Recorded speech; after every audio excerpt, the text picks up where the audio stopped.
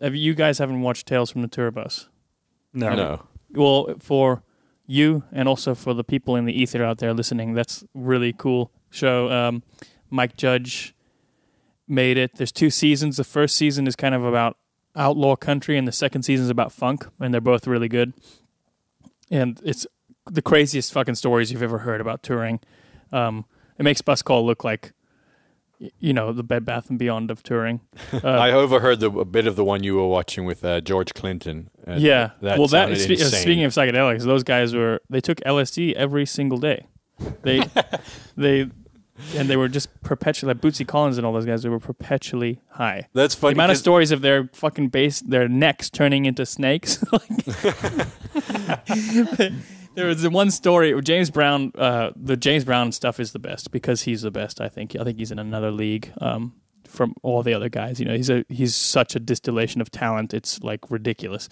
But he had his band, and he was a hard...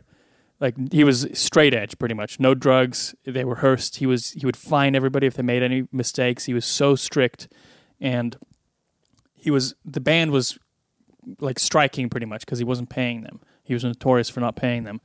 So he had secretly sent his manager to go to, I think, Ohio to get these guys who were a great funk band who did a lot of James Brown covers with Bootsy Collins, who was the bass player in it. And he flew them out on his jet.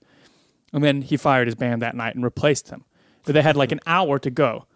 And he replaced his whole band. And he did this multiple times after this.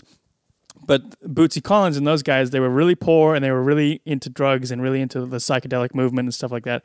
So they didn't really give a fuck about all of his rules. And they basically just didn't give a shit. And so they were always getting high before the show. And they were probably the ones who got James Brown into drugs.